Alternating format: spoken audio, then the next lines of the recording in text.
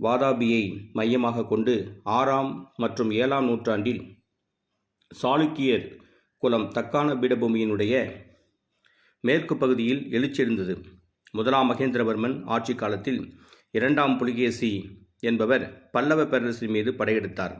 மகேந்திரவர்மனின் அடுத்தவரான நரசிம்மவர்மன் சாளுக்கியர் மீது திடீரென படையெடுத்து அவற்றை கைப்பற்றி வாதாபியை தனது வசமாக்கி கொண்டார். சாளுக்கியர் மற்றும் பல்லவர்கள் இடையே இருந்த பகை 750ஆம் ஆண்டில் சாளுக்கியர்கள் மறையும் வரை சுமார் 100 ஆண்டுகள் வரை தொடர்ந்திருந்தது. சாளுக்கியர்களும் பல்லவர்களும் பலமுறை சண்டையிட்டுள்ளனர்.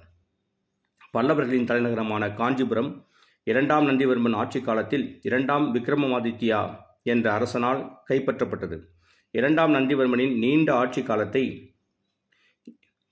கொண்டிருந்தார். 760ஆம் ஆண்டில் கங்கை பேரரசை, அதாவது தெற்கு மைசூர் கைப்பற்ற பயணம் செய்த படைகளுக்கு 2ஆம் நந்திவர்மன் தலைமை தாங்கினார். பல்லவர்களும் பாண்டியர்களுடனும் தொடர்ச்சியாக சண்டையில் ஈடுபட்டு வந்தனர். அவர்களின் எல்லைப் பகுதி காவேரி ஆற்றின் கரைப்பகுதிகள் வரை பரவியது.